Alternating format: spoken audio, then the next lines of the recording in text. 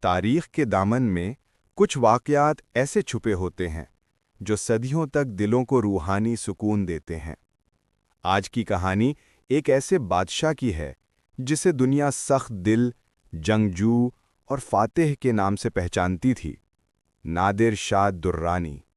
اور دوسری طرف وہ مقدس ذات جن کے روضہ کی ہوا بھی انسان کے دل کا بوجھ ہلکا کر دیتی ہے، امام علی ابن موسیٰ الرضا علیہ السلام۔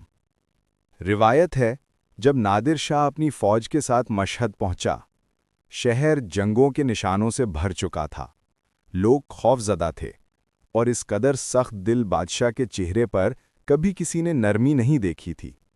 مگر جیسے ہی اس نے حرم رضا کا رخ کیا، اس کے سینے میں ایک عجیب سی روانی، ایک روحانی ٹھنڈک اتر گئی۔ وہ پہلی دفعہ محسوس کر رہا تھا کہ کسی مقدس جگہ کا نور انسان کی طاقت کو بھی پگھلا سکتا ہے۔ جب اس نے حرم میں قدم رکھا، روضہ مقدس کا نور اس کی آنکھوں پر پڑا، اور وہ آدمی جو جنگوں میں لاکھوں کو ڈرا دیتا تھا، اس کی آنکھوں میں آنسو بھر آئے۔ کہتے ہیں اس نے اپنی تلوار زمین پر رکھی، سر جھکا کر کہا، اے امام، میں نے کبھی کسی سے خوف محسوس نہیں کیا، لیکن آپ کے روضہ کے سامنے میرے غرور کی کمر ٹوٹ گئی ہے۔ اگر میں نے کبھی ظلم کیا ہو تو مجھے معاف کر دیجیے۔ اس وقت نادر شاہ دشمنوں، بغاوتوں اور جنگوں سے پریشان تھا۔ وہ قبر کے قریب کھڑا دعا کرتا رہا، اے امام، اگر آپ نے مجھے اپنی حفاظت میں لے لیا تو میں اس مقام کی زندگی بھر خدمت کرتا رہوں گا۔ روایتوں میں آتا ہے کہ اس کی دعا قبول ہوئی اور اس کے حالات بدلنا شروع ہو گئے۔ جنگوں میں غلبہ ہوا، اس کے دشمن کمزور پڑ گئے، اور اس کے دل میں امام رضا کی محبت کا نور بھر گیا۔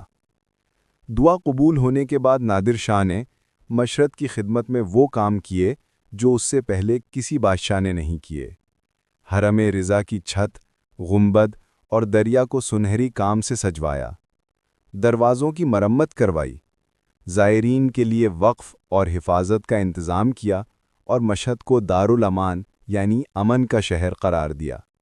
اس نے حکم دیا کہ حرم میں کوئی فوج، کوئی گھوڑا، کوئی شور شرابہ نہیں ہوگا، یہاں صرف سکون اور ادب ہوگا۔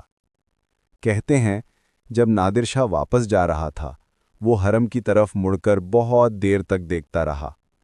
اس نے اپنے وزیر سے کہا، میں نے دنیا جیتی مگر دل مجھے یہاں آ کر ملا۔